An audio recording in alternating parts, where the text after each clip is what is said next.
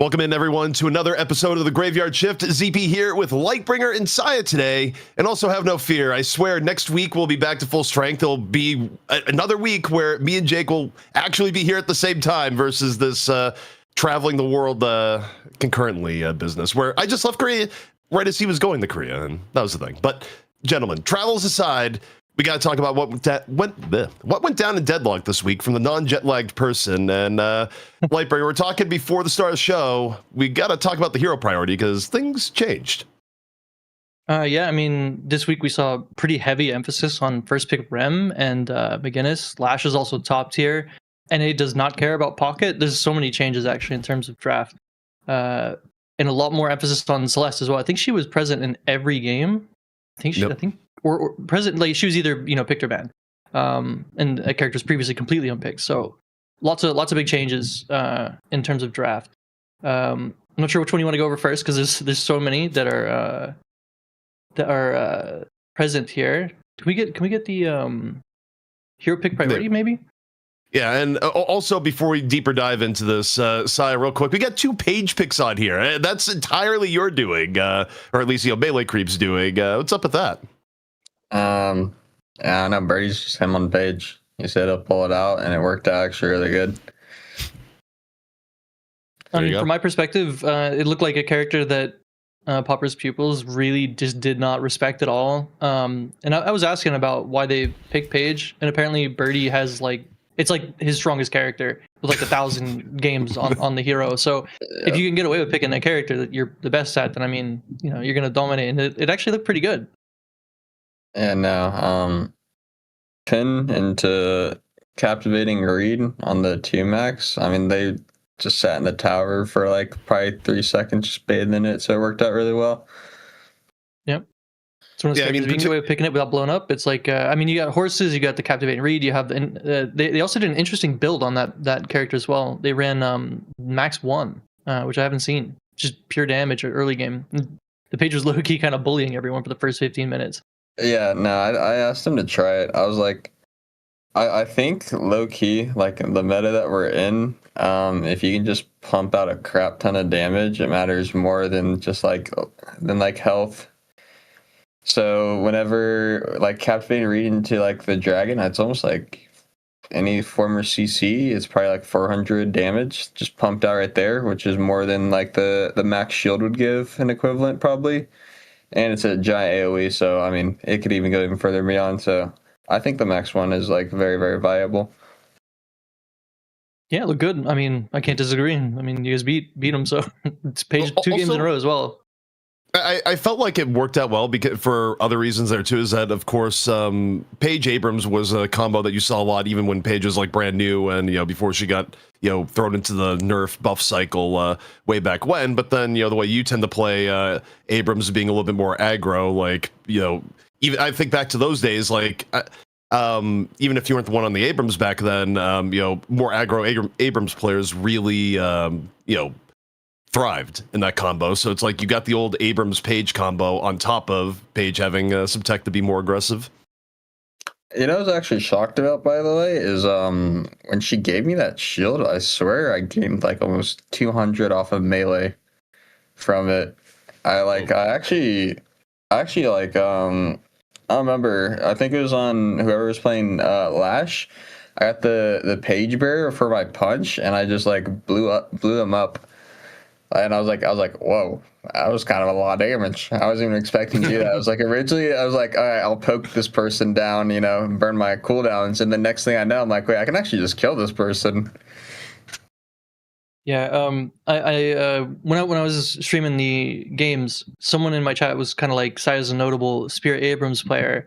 And notably in, I think, all 3 of the Popper's People's games, you played Punch Abrams. Is there a reason for that? Man, they were counterbuying me out of the wazoo. I'm gonna lie. They were Spirit Sapping, Decay, Inhib. I was just okay, fine, whatever, bro. I just won't play it. Yeah, I mean, the draft's actually pretty bad for Spirit Abrams too, so I'm glad you actually switched it up for Punch Abrams, because I think every game had a McGinnis or a Remnant as well, which is really nuking Spirit Abrams' viability. Yeah. Also, Punch just does some ridiculous things sometimes where I think it was leaving mid-boss tunnel there was the most Wi-Fi punch of all time where I forget who you got with it, but it was like this. It felt like a it was like, what was this punch? How did that even connect? No, I know which one you're talking about. Yeah, it looked like he was over there, but I don't know. Just a pixel is all I needed for that thing to connect, and it sent him. That's exactly what I needed for that mid-boss swing. So I don't know, but I'll take it. Actually, I mean, no, you go ahead. I was just gonna start talking about other characters because there's so many characters that we got to go over. Actually, switching to priority. I mean, like Rem was in basically every game as well. Same thing with Celeste. You had Rem and Celeste in the top slots here. And it's interesting because with some very slight changes to heroes, like you just see other characters instantly shoot up the top of the meta. And since the meta was so early spirit damage dominant, a character like Rem actually makes a lot of sense because the 3 max is actually really broken, as is 2 max as well. But the character also has a lot of agency in terms of a support and what they can buy. So you have a character that like kind of sort of soft counters the current meta and counters early game burst pretty well. And you can still vaults and stuff too, which is really good. And in terms of Celeste was really awful in EU and pretty good in NA. So I don't know if that's like a region diff or what, but I mean, maybe Saiah can elaborate a bit more on that. Is Celeste getting a little bit? Well, I guess my guess there would be is there a little bit of a pub bias going on where when you look at what people are doing in ranked, like Celeste seems to be the number one like ranked climbing hero at the top at the moment because of course you know now people have really latched onto her healing build. I mean, her ability to just pull off the impossible in pubs is like really high. But is there a point where you overestimate what you're doing in a pub versus what that's going to do in an actual game? But you know, for NA where it was more effective, I guess you can elaborate a little bit more, Saiah. So, I mean, this kind of comes back to the Pocket players. I'll be honest. Pocket and Mo are probably like her 2 greatest counters. And if you look at the hero priority, those may be missing in our portion a bit. So that's kind of like the huge issue is like there just wasn't like the hero pools available to counter the Celeste NNA because it was kind of just like a surprise shock counter or a shock pick that's being priored because like what it was 0 last week and now it's the highest in every single form this week. So yeah, no, we don't have a Pocket player, and then also the Mo was just not on the list for today or for this week's tourney. So I would say those were probably why she showed up so much more dominant.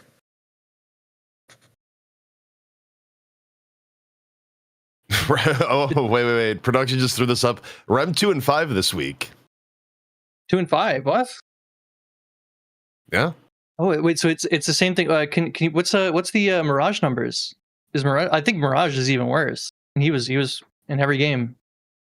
Okay. Yeah, that's that's what I thought. I also wanted to touch on Mirage a little bit too because I feel like people are overrating his impact on the early game. And he is a very strong laner, but he is not a scaling character. This character has really horrible stats. Like his best gain, like stat gain, is an average like health gain. Like it's just health. His gun does 0 damage. People really don't buy spirit on him, and that's his strongest stat. So it's like, what are you drafting him for? And people are drafting him to scale, and he does not scale. He's not a scaler. So it's no surprise to me that Mirage went 1 and 6. Rem going 2 and 5 is low key. It sounds like a skill issue to me, but maybe I'm biased because we got Obicam. I think the Mirage is the main reason is it's like you said, people draft it for lane. So if that character doesn't even just this is what I always say, by the way, is if you're into the Mirage, it doesn't matter if you lose the tower or anything, as long as you just don't give him kills. Because, I mean, like, everyone wants to build him to scale, and if he doesn't have a crazy lead to, like, just force pressure, like, he really can't do much as later the game goes on. And then I don't know about the Rem situation, I'll be honest. Yeah, I mean, Rem, I know that NA doesn't like Rem as much. I mean, Pauper's Pupils are picking it, but I think they kind of showed the power of Rem. I'm trying to go through the VODs here a little bit and just refresh my memory.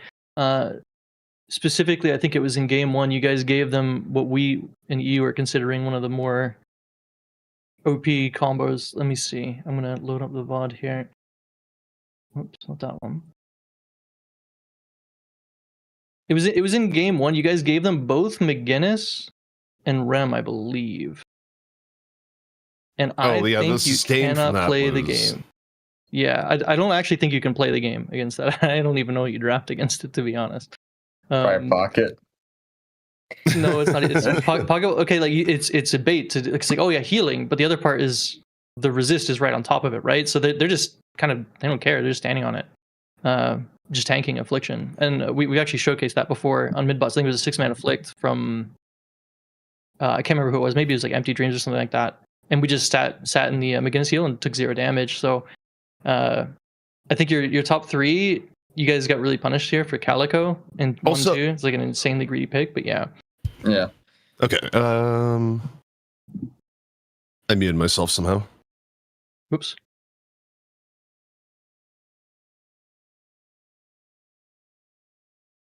Was this? It might have been Saiah.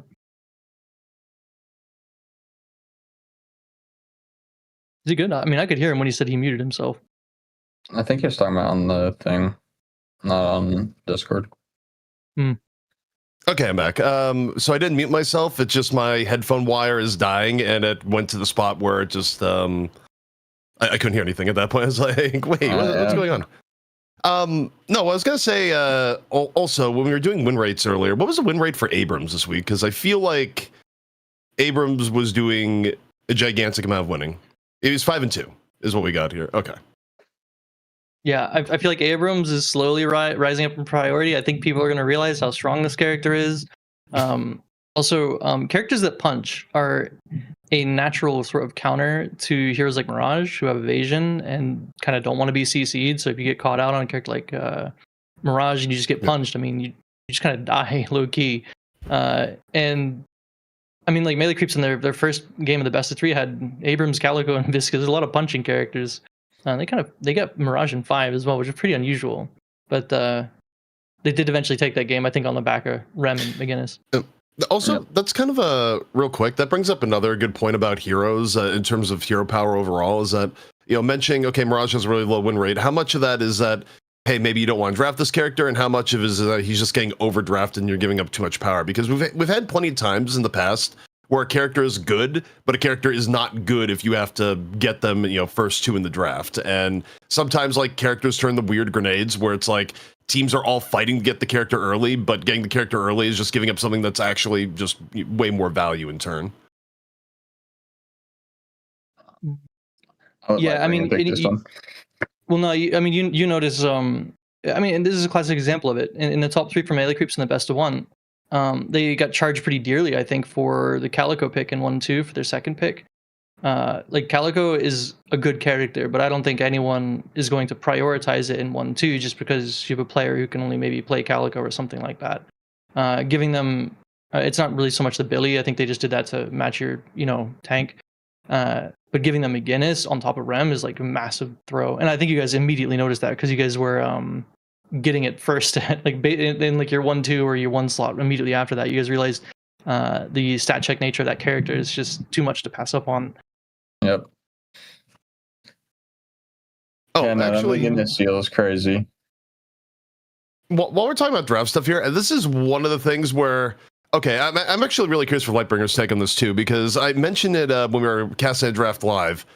The bottom part of the draft, the thing that's like wild to me is that you have the Billy super late, like past mid-stage bans after you would already locked in Abrams. Like you ban the Viscous instead of banning the Billy.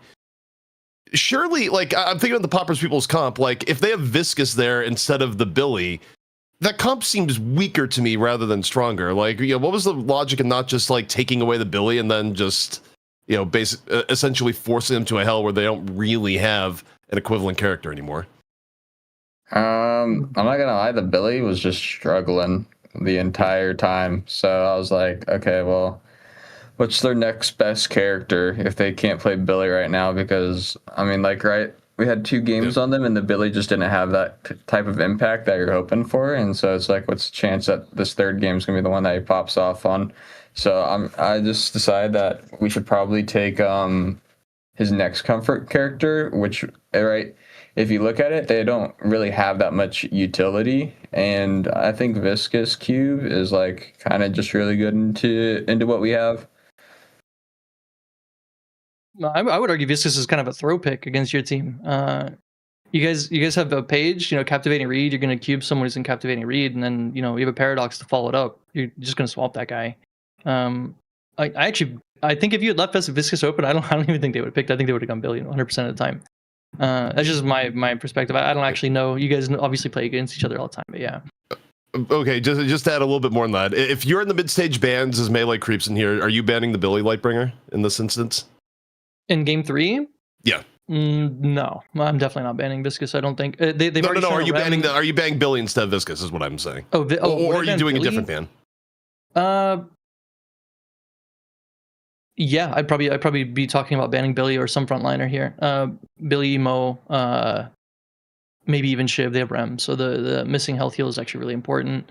So yeah, I mean, yeah, against my comp, yeah, I think Billy actually makes a lot of sense. My thought would be, I guess, that Pocket is pretty squishy. They have Rem, so if you have a character like Rem, you want to kind of draft just fat characters, let me see. No, that didn't happen in game 1 for Abraham's Leviathan. Either way, like you kind of want your top 3 to be kind of chungus. I mean, look at the first game in the best of 3. They have Rem, Billy, McGinnis. Like if you have this combo, like the EHP you have, like you can just stand on the field and literally no one can get you off. Whereas in the next 2 games, they kind of lose a bit of that fat character potentially, like the just big chungus on the field. And it makes it a lot harder to play with that character, which you're super prioritizing. Like Rem being in top 2 for priority, with less targets to kind of use his heal it just doesn't feel good to draft the character when you're not getting kind of a frontline heavy lineup. Yeah. Going back to game 1. It seemed that the logic for the later game like Viper Vindicta was just add extra options to lock down Celeste and arguably helps out a little bit against more evasive heroes like Mirage. It didn't seem to work out. Like game 1 for melee creeps felt like hey, we actually just need to be ahead early, and then it never happened. And once it got like deeper into the game, there was just comp wise, it didn't really feel like you guys had much of a way of getting out of the hole there, especially when you had like low main, like ultra turbo farmed on what felt like an unkillable Celeste. But well, it didn't just feel like it was unkillable. He went like 5-0 that game. Yeah, something bad happened in game 1. I think my Viper Calico lane ended up losing, and then I don't think John hit a single swap the entire game. So something really bad happened. It's funny you said, yeah, I was thinking back, it's like I don't remember any swaps going off like ever. Like it was just every time John was like in a spot where either using the swap would have been useless, or it just like the CC and positioning worked out that like no swap ever happened. Yeah, I'm looking at this comp, and I think it's really hard to play. I mean, Goober was doing bits in this game on Vindy. He was actually frying him, but I think even like a 10-1 Vindy or whatever it was really isn't enough to kind of bring that team home. I think Viper has a really, really hard time into that draft. You have like a knock up in Mirage, Celeste is in the skybox, and Viper has lower, base attack range. Guinness Wall is really annoying for Viper. Billy's obviously really annoying for Viper. There's just a lot of really annoying stuff for your hard carry in this game. And I actually think that even if guys got an insane swap, they can just press their healing abilities and their team just doesn't care. Like they actually just don't care at all. Yeah, no, I agree. The McGinnis Rem healing is just actually so much, and also the Celeste, because that's like the new build. I mean, the Viper Vindicta is kind of just for like the fact that those characters have built-in anti-heal, right? They have the Crow 35, and then Viper Lethal Venom has the same. So that's kind of like why it's like, okay, well, we can't play Pocket. Even though I know you said it's like kind of bait for the Affliction and everything like that. Yeah. But I mean, zero heal on like such a heal-heavy comp like that, right? Is like, it's still something to nothing. Oh yeah, I think it's actually really hard to answer that comp. Personally, I think it's actually, you guys put yourself in such a hard position in the top 3. Also need to do a PSA here, because I was looking over some stuff at the VOD before show, and I always love anytime there's a Vindicta game and we bring up the fact that it's like, hey, people are picking Vindicta because of the tempo you're getting in early and mid a lot of the time, plus things like Shred, but a lot of it is that she's strongest as far as impact on the game and getting kills and whatnot, earlier on, and there's always a person who's gonna be like, why don't the casters read the Vindicta alt information? Don't you know she gains stacking weapon damage? Just like, okay, there's always these people in chat that are saying this. It's like, guys, show me a single comp game where you have like the Vindicta like gun damaging down people in a comp game, super late game as like the ultimate carry. It doesn't happen because of course people buy like all the various items that make Vindicta run for her life as you get deeper into the game. But like people still look at this and they're like, why is my Vindicta not carrying? What about the stacking? It's like, guys, it really does not matter. I think Hoot did have a game where he had like 150 stacks or whatever, like 150 weapon damage, and he was actually shooting people to death. But I think that game was kind of over far before that anyway. So not really like a realistic interpretation of it. So there's some other characters that have remained at the top priority. Again, I mean, like, we've been talking about the Rem and McGinnis heals, specifically McGinnis here. McGinnis got like completely super nerfed, and it just doesn't matter. That character just doesn't care, and I don't know how she persists on. But McGinnis is dominating. I think it was the winningest character this week. So I'm not sure what Valve needs to do to kill this character, but it's something that wasn't the nerfs we got the last time. Kelvin should be the most picked character. All right, here.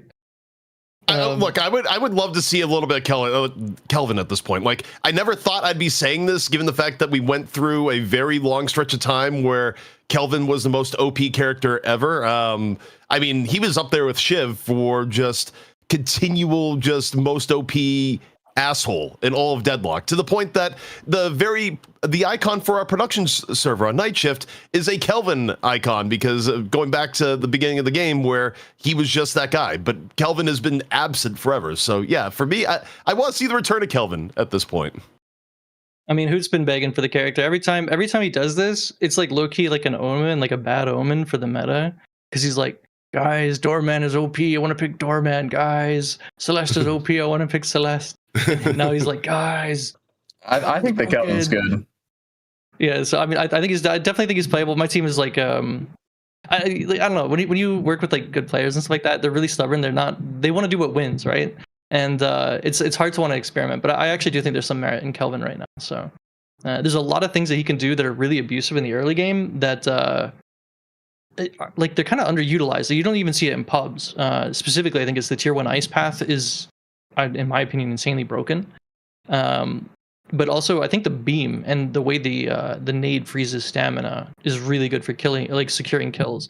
So I would like to see it a little bit more in group play. I'm just kind of glad that his dome isn't the end all be all of the character. It's a lot more. It could potentially be a lot more dynamic.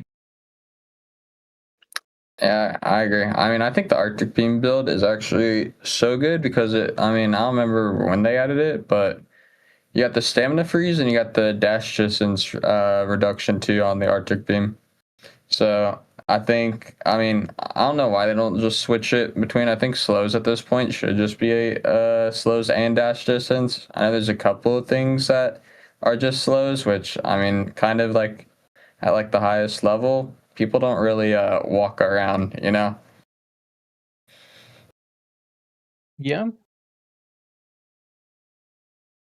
Yeah, it's kind of interesting where, it's one of the things where people are new to Deadlock and they're like, isn't move speed the best stat ever? It's like, no. Like, you get speed from other things. And yeah, I actually had to have that conversation the other day. Yeah, I mean, move speed's kind of a weird stat in this game because of how wall bounces work. I still think the wall bounces need to get super nerfed because you actually don't need to ever walk in this game. I mean, that's like nobody agrees with this opinion. Like, you're just trying to ruin the fun of the game. It's like, well, I mean, yeah, but it's broken though. So it's like disenfranchising like half the stats in the game, ignores like move slows and stuff like that. There's a lot of problems with it as a mechanic. I mean, hopefully they'll go and do a balance pass on it. Well, for wall bounce, what if you did something along the lines of, the amount of speed you get from the wall bounce, or some sort of impulse from it was like influenced by some of the stats in the game, like one way or another? Yeah, I mean that's kind of what I'm getting at. Like I'd like to see the item shop interact a little bit more with wall bounces. So like if you have more move speed, maybe like your kick off a wall will give you a little bit more of a boost of speed, or maybe sprint ties into it somehow. I don't know. Obviously, Magic Carpet already works because lower gravity obviously applies to that. But just having like this static impulse value that, like I said, ignores all slows and stuff like that. If you're really good at bunny hopping, like say you get capacitor or something like that, you can jump wall bounce and just scroll wheel and walk away like you're not slowed at all, which I think is low key kind of broken. Also, can we go over the EU drafts real quick?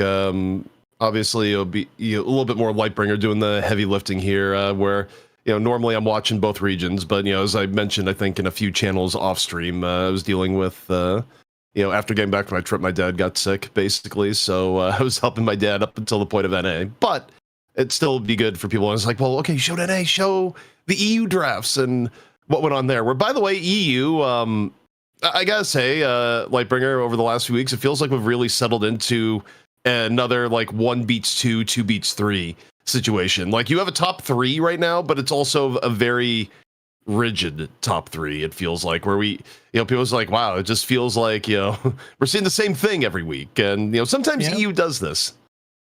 I mean, if we know it's working, the enemy's not going to adapt. I mean, that's what we're going to do. There's some interesting little tricks we did in our drafts. I won't go too in depth because there's some strategy part of it, obviously, but specifically I want to talk about game 1, the best of 1, and what Abrahams did in their draft. I thought was pretty interesting. They secured Meganis in 3, which I think is kind of illegal. Leviathan prioritized Rem and Mirage. I think that their second pick probably should have been Abrams or something like that, but I mean that's neither here nor there. They got like a really solid front line in the top 3, and then in the back half they just continued getting frontline in one super evasive character, and then a character that is like, you want to do mid, you're not ever doing mid.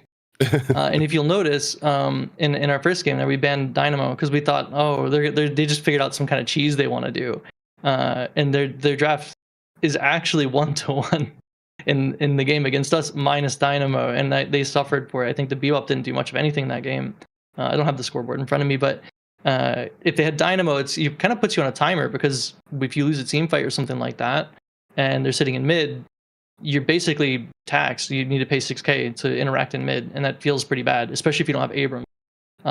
Abrams having Unstoppable Max All is really, really, really good for mid, and in that comp they had in game 1, it's kind of crazy what they can do. I don't know. I feel like it's impossible for Leviathan to play if they lose a single. Like they can lose one person on Leviathan, mid's gone, and they can't do anything basically. Also, I just look at the Leviathan comp.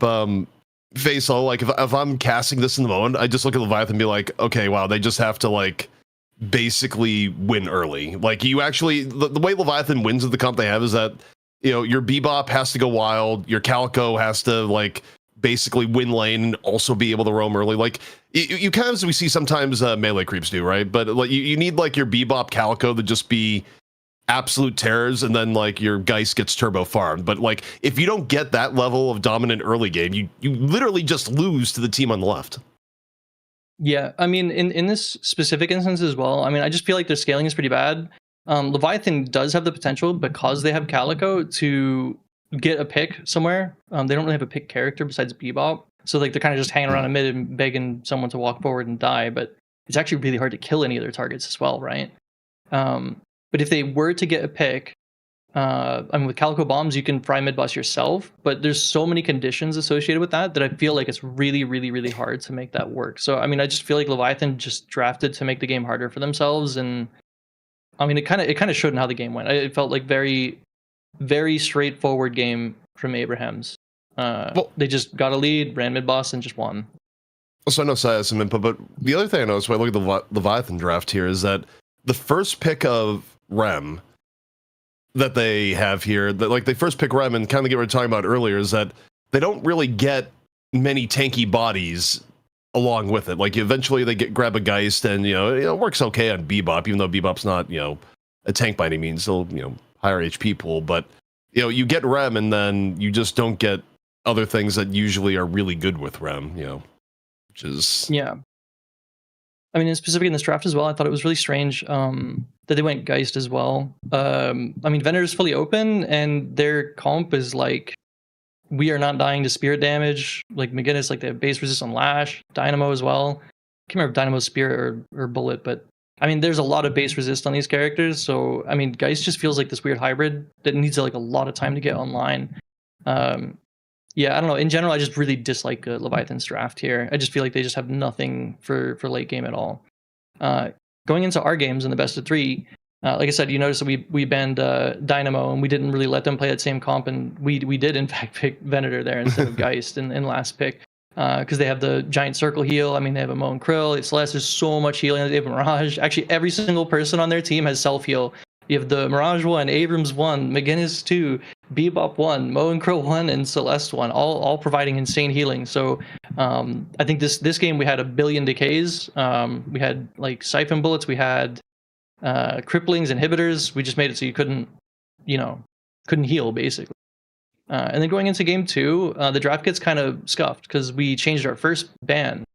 And we're in the same position, by the way. We're in second pick. We first banned Lash, and they responded by picking Rem, which I thought was kind of interesting. I'm not sure why. Maybe Obikim's Rem is a little bit too strong, or maybe they realized, oh, we screwed up. We should have banned Rem or something. So they want to really deny that pick.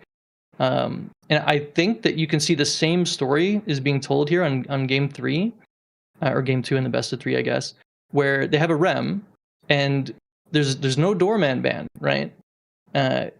And it's just squishy hero, kind of tanky character, squishy hero, and they have to play a Rem around all these squishies, and it just doesn't feel good to draft the character there. So your thoughts?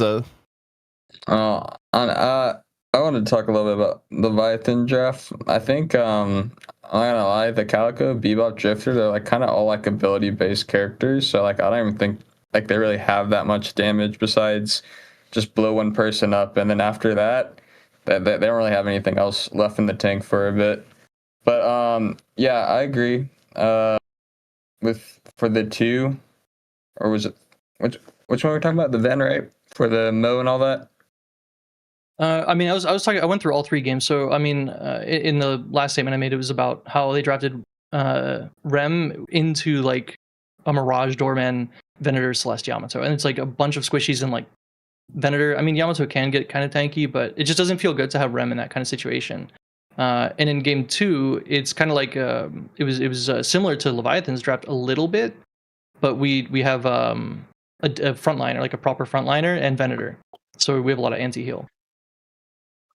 Yeah, Rem for that missing health burst for the 3, and yeah, I mean Ven's like probably the only tanky person on that one, and then Mirage, Dorman, Celeste, Yama are kind of like on the lower end of for that healing burst. Yeah, and I think that really removes the value of their first pick there. So I think that I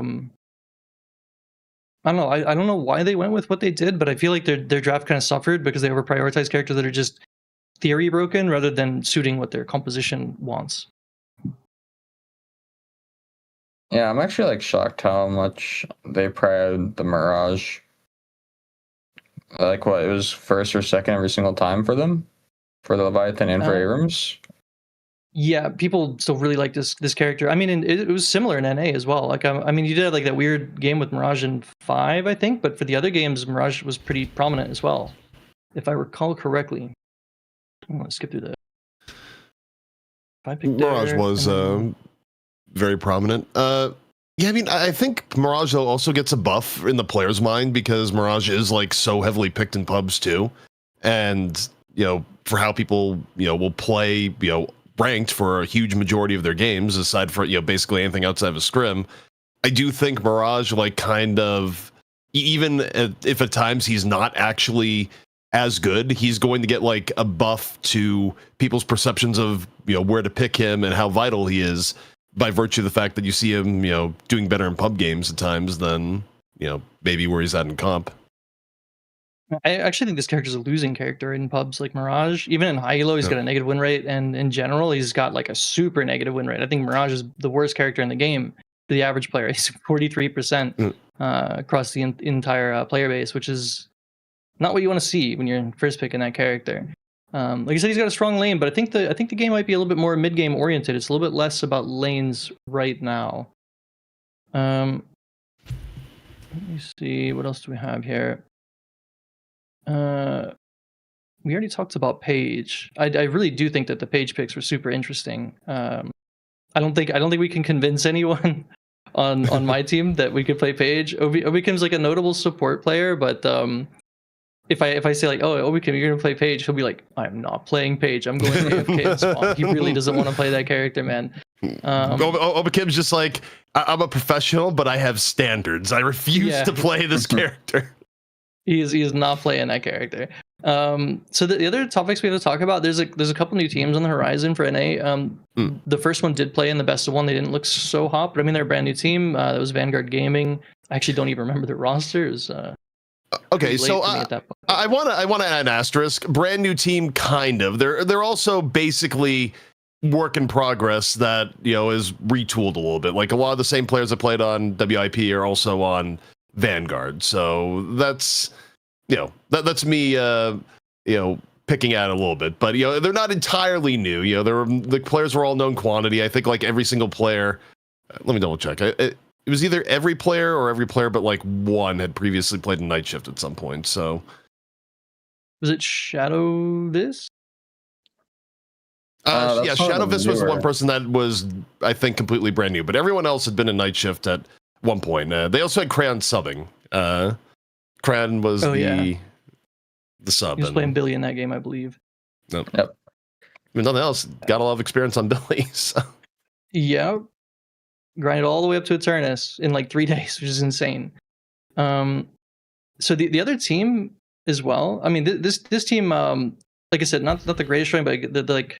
I mean, you're saying that they already were in comp and stuff like that, but I think even if you remove one or two members or replace them, I actually kind of feel like you have that new team environment, even if you have a few mates all together, there's a lot of synergy that you need to build up, and it takes time. So I'm hoping that NA stays active like this because it just makes for a more entertaining scene. Like EU right now is kind of dead in terms of new teams and stuff like that. People only really care to make teams if there's a bigger tournament going on. I don't know why they don't seem super interested in Night Shift, but no, I mean, I can tell you exactly why that's happening, and it's one of the downsides of our format where basically to make it enticing for the players. And remember, originally our format was supposed to work in concert with like weekend tournaments, right? It'd just be like okay, this weekend tournament just happened and we invite the best teams from the weekend tournament and we get to go again on Wednesday. Like that was kind of the idea, and will be the idea in the future as we get more weekend tournaments. But it kind of evolved to where we have multiple weeks, many weeks at times where we're the only show that's going on. But one of the downsides is that it's winner take all. Which is really good, in terms of encouraging people to like, okay, try really hard, try and get first place, etc. But I think the problem is when it comes to EU is that, teams that are, know that they basically have no chance of being Buffenjoyers or Abrahams, but they know they could get like maybe third or fourth.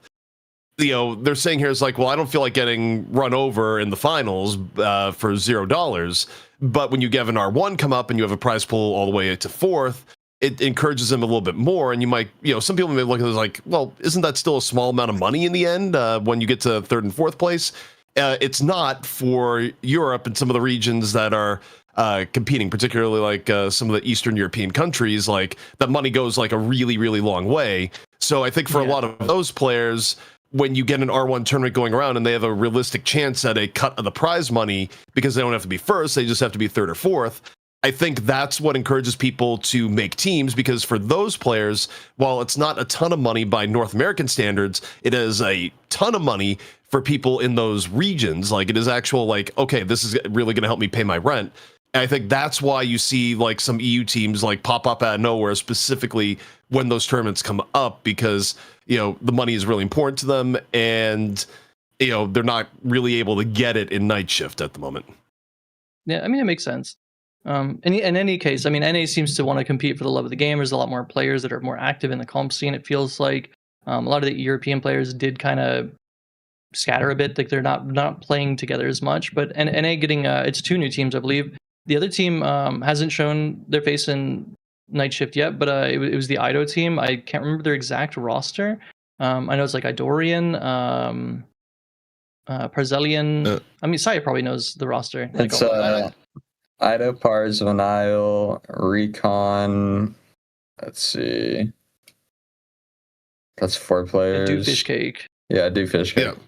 Yeah, and you were talking about this before broadcast of, well, you're not seeing Pocket at NA right now because this single team has basically grabbed all the Pocket players. Yep. Every single one. Yeah. So Cosmetical's talking smack in chat as well. Yeah, I mean, it's kind of sad to not see Pocket because I feel like it kind of really shifts your drafts in a negative way. So I'm happy to see that they're going to be playing Pocket. I hope that the team is good because it'd be really cool to see at least one region have like 3 teams that are super close. Because right now it feels like after EU roster mania, EU teams Abrahams and Leviathan feel quite a bit weaker, and it's kind of a shame because it makes the games a lot more straightforward. Like EU this week was pretty straightforward, I think, and it's a clean game from us, minus the crazy 2v6 by Zergy in game 1. Zergy and Vrake. I can't forget Vrake because Vrake is always so upset because he's like this undercurrent of the team. Everyone ignores him kind of. He went deathless in game 1, and he's like, bro, I'm never getting MVP. Everyone forgets about me. So I got to shout out Vrake here too. But yeah, the games are very straightforward. Like you just see this whole graph and it goes straight up or straight down or whatever, depending on what team you're on. And it's just kind of a shame because you want more competition. It's less about winning and more about having like great games and becoming better players. So NA getting more competition, a little bit envy over here from EU, and hopefully we'll see some new faces in EU at some point. Also, whenever the matchup happens, whether it happen a challenger match or a finals match, whenever the team is ready, by the way, because I swear to God, like I need to go back and look at my DMs with Ido, but I feel like I've had multiple times where I've messaged Ido and he said like 2 weeks for when the team is ready. It's like, okay, let me look back here. I think it's supposed to be this week. Yeah, they should be in this week. If what I said is true. Okay, no. Immediately after, this was like pretty close after the breakup, I said, hey, Ido, your new team able to play this week, back on July 24th. He says, WTF, no, I'm not playing for another 3 weeks. I was like, hey, you never know where all the teams are at, blah, blah, blah. So I next check in on 8/7, and I said, status on new team, RE playing in night shift, 2 to 4 weeks still on 8/7. And then I message him on 8/14, which is a week later, team status this week, and I mentioned the prize pool because Ido did have this reaction in team chat where we got the big Tetsuo donation. He's like, I would have put a team together this week. It's like, what do you want from me? I found out like 2 seconds before broadcast. Like, but yeah, on 8/14, I said team status this week, and he responds, not for 2 weeks. So if the 2 weeks thing is true, then technically they're not going to be available this week, but I guess we'll see what Ido says when I message him this week, if available.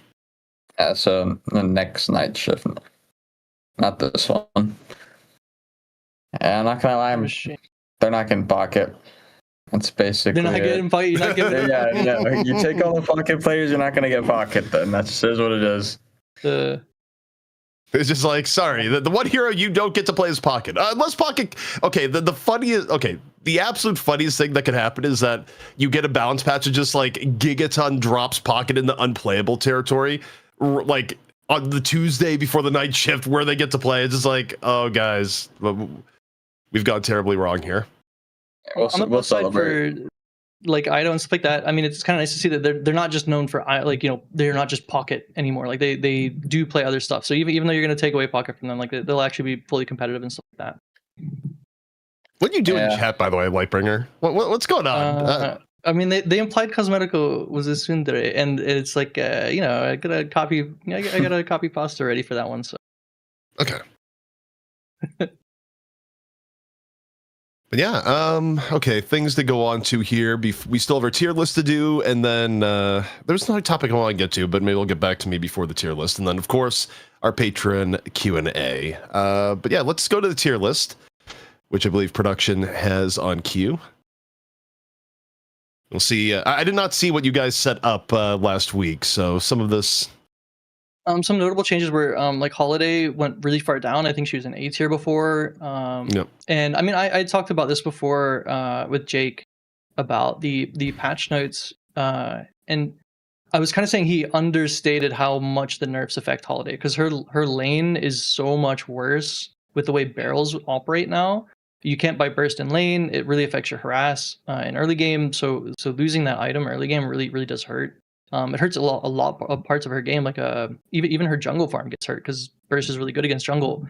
And I mean, it's notable. I don't even think she was. I don't even think she was pick banned. I actually think she was No, she was at completely 0 this undrafted. week. Yeah, it's completely zeroed. So I think I was pretty much right on the money with Holiday. If anything, she should be lower. Like, well, let's do the edit here. Throw down D tier because I think this character is like okay. I think you can pick this character as a pick hero, but this character is not the monster it was, at least for comp. yeah. So I think Holiday, if we could get Holiday moved to top of D tier, but yeah. but also while we're moving things, we should probably put. I don't know if we have the ability to move things on the fly right now. You there should. we go. Okay. After we move Holiday down, we saw Paradox because of the lack of Holiday go up. I don't know if it's enough she's to. good. Yeah. I agree. Yeah, she's fine. I mean, the wall's really annoying into certain characters, especially if they're very straightforward frontliners. Having to fight into a wall with a silence that's just there is really, really irritating. Yeah, I think she's fine. Like she's not like a demon like she used to be. It's kind of like Holiday, but she has better utility overall. I think she's not just like a damage focused character. McGinnis, in my opinion, is like got to be top of A. I think Billy is kind of bottom of A now. I would go the other way. I think when you look at the win rate that was going down this week on top of the pick priority, I actually think it like we can't sit here and like dog on Mirage for just losing most of the week and wondering is like should he even be picked that high, and then look at McGinnis winning basically in every game this week, while also being a similarly high pick prio. Like there's no way Mirage deserves to be an S if McGinnis is not an S, and I would actually argue like McGinnis to S and Mirage like top of A from what we've seen. Yeah, I think I could agree with that. Like McGinnis is super priority character. I would kind of make the same argument for Rem. Rem skyrocketed like to the top. Like he was in basically every game, and I think he had a bad win rate too though. I'm biased because like I'm coaching buff enjoyers, so we just win if we get Rem. But I think the Rem always put up good numbers though, even though he may have lost enough, but if you look at the scoreboard, his healing was nowhere close to any of the other supports, and his damage was good too. So I could agree he could go up there. Nope. All right, so if we could officially get McGinnis up in the S, and in fact put Mirage down the top of A. Yeah, put him in front of Billy. There we go. It's like Lash and McGinnis are the high contention carries right now. Pocket, NA can't play it, so it's weird. It's like in S is like a conceptual thing, but when he's not in half the games because NA has no idea what they're doing on the character, it's a bit weird. I do think the character's overpowered. I do think he's an S tier character. I mean, he gets first ban against us, so I'm kind of not really willing to relent here. I do think this character is insane. So yeah, Abrams is I really kind of want to put him in S low key. He was really high prio in every game as well. He was in top 3 I think in every game. I think Brams is definitely just way better than Billy, just simply because of the displacement stun, and also just unstop ult is so hard to contest mid with. Yeah. I think he was top 3 every single game. Yeah, I would put Abrams at the bottom of S, to be honest. I agree. First, I was going to say top of A, but I think, for what we saw this week, win rate on top of just eye test, I agree. Yeah, I mean, the unstop and the two is like probably one of the biggest game changing abilities that is on a basic ability. It's just it can literally be a 6-man stun into like a 3,000 4,000 damage physical nuke with just one punch. I mean, obviously that's like maximum theoretical value here, but even on mid where everyone's parrying and spamming abilities, like he's got weird bugs too. Like if you counterspell the charge and you still hit the wall, like you're stunning the people that are counterspelling, and there's a lot of jankiness with the character. But he performed pretty well in every game he was in, and it's really hard to contest mid against him. So let's see what else we hear. What are the notable characters? Paige has to go up. Paige went 2-0, like in NA finals. I'll let Saiah pick the tier here. Yeah. I don't think we're going to be picking Paige, so I'd be pretty biased against it, but maybe you have a more reasonable rating. Not gonna lie, I'd probably just put it. I mean, I'd just put it in C. Like, I think there's still so many better supports. Like, right, she's nice because we get it on like the last pick, but it's not obviously our first choice. Yeah. I would say top of C though, where you look at the other characters in C, where arguably some of them may be too high right now. I mean, what's the likelihood we see GT like anytime in the near future? You know, like. Yeah. Oh no, I'm thinking of scrims. I was gonna say Test picked GT in our scrims and did like 1 million damage, but they lost at the game anyway. Like I don't actually know what they were doing with the character. Also, Celeste is in D tier as well. This character was very, very present. I think this character is just okay. And I know that's like a contentious opinion. People think this character is giga broken. I will not disagree. This character is a pub stomper. But this character I think is like, to me, like middle of B. Like it's like a great character if you get it in the bottom half, 5, 6. There's not so many counters against you. You're free to do whatever you want. I don't think this character is like you're picking it in 1 ever. Yeah, I agree. I think I already said like Mo Pocket are like probably really good representations of how to just shut her down. That character. So right, if you top 2 her and you have those heroes available to you, like you can easily just shut down the Celeste. Yep. So yeah, I would put Celeste in the middle of B, at least based on results, because it was kind of a middling performance. I think she was she slightly positive this week. Production just read my mind. I was gonna say, put it behind Bebop, but put her above Infernus, and yeah, it just worked out that way, and mine was red. Celeste went 3 and 2 this week, is what we just heard from production. Slightly positive. Okay, yeah, I think that Celeste was not picked in one of the games on EU or that. Picked in this one. That was.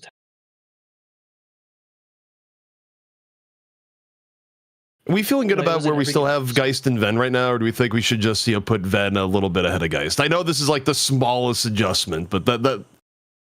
I actually think Geist goes down to B, personally. I think this character is much worse than this meta. Yeah. I'm also good with that, because, Geist really didn't do that much this week.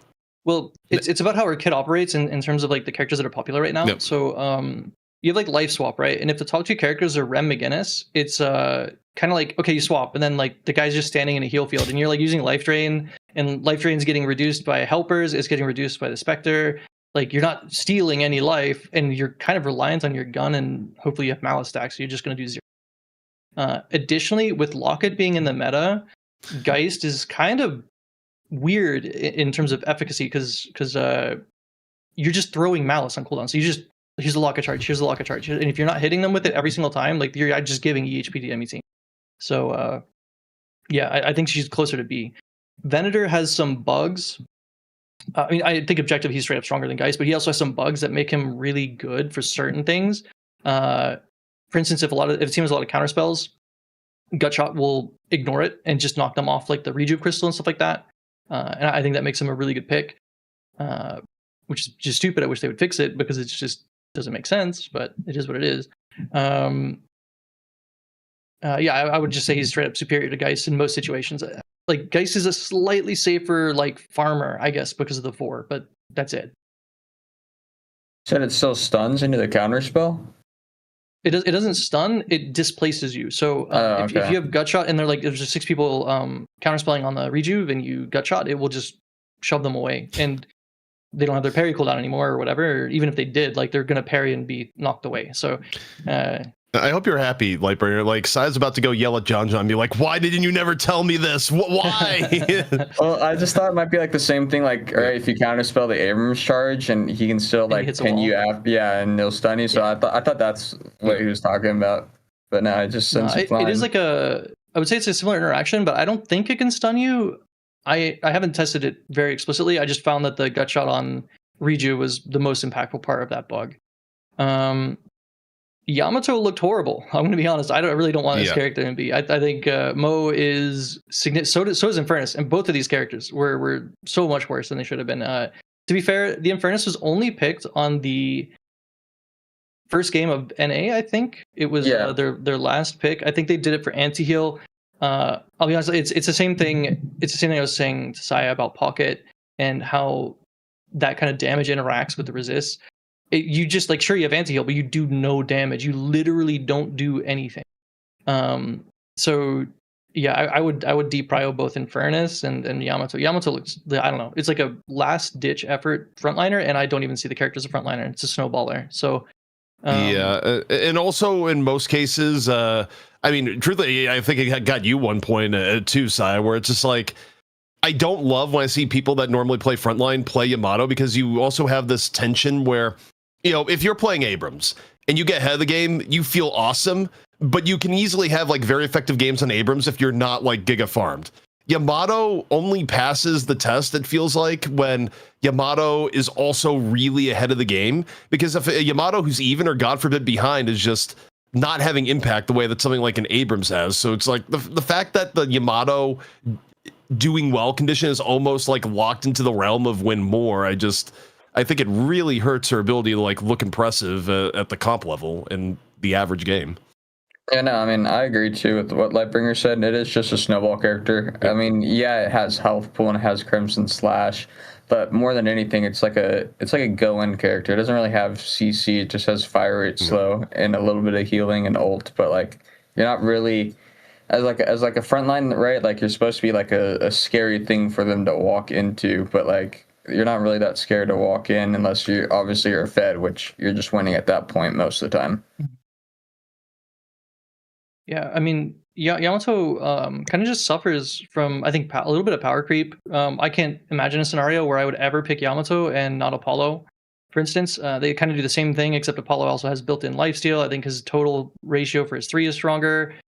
He's got a better like general poke nuke that also has mobility tied into it. His parry is insane, and the ult is like a straight-up execute. Whereas Yamato's like entire kit and her efficacy in fights is completely tied to her ult cooldown, and not being able to press your ult. Like if Yamato doesn't have her ult, you can just do whatever you want on the map. Like she can't play the game. And on top of that, the meta for carries right now is very heavy shred. So you're buying like weakening headshot, you're buying BRS, you're buying hunters, and that character's health isn't health. It's resist based, like EHP. So when the meta is a bunch of shred, the character kind of has no agency. You press 2 and you just die. It just feels bad. So yeah, definitely don't like this character. And like I said, Infernus, the same thing. It's kind of the same story. I think that this character is disenfranchised by the characters that are in priority for the meta. So, like Rem and McGinnis being meta, it's like McGinnis puts down her 2, and Infernus does what? Like he has like a Mirage level gun. It's just no damage. I learned that way, by the way. Yeah. Whenever she still had the level 1 McGinnis thing, whenever I played Infernus, I was like, oh yeah, all right, I got the McGinnis afterburn, and then she threw down her spectral thing, and then I walked away minus 800, and she walked up with like plus 300 somehow. Yep. So it's so bad. And then the wall is like so good against Infernus as well. So it might be a meta thing, but I definitely think Infernus is like C tier as well. Also, we still saw Drifter this week. Though I didn't see anything to really indicate him going up. I think I'm kind of okay where Drifter is at the moment, unless someone else wanted to change it. In pick priority, I'd say he's around 4 or 5. He's a good pick into a lot of tanky characters because he has kind of a no commitment percentage damage, anti-heal, and stuff like that. So it's kind of like a niche pick. It's sort of like there's a few characters in that tier, like Vindicta or Sinclair. So I think he's slotted appropriately. Where do we want to move Silver and Shiv down, or is this one of those things where it's like they're just being held back? Well, at least Silver maybe is in the category of being held back because there's just better options, but I don't know. Silver's such a weird character where it's like when she has been picked at times, like I don't think she's like looked the worst, but clearly there's better options than to pick her right now, which is why her pick rate went to 0. So the problem with Silver is that in draft, she's really like you want to 6-pick this character as a frontliner. It feels weird because if she's good, then like the priority is higher and your bans become odd. Just because you have to ban in like say second phase, you have to ban Sinclair because that interaction is really, really, really favoring Sinclair. And it feels bad to pick that character when you just have like Silver but better on the enemy team who has your ult twice as often.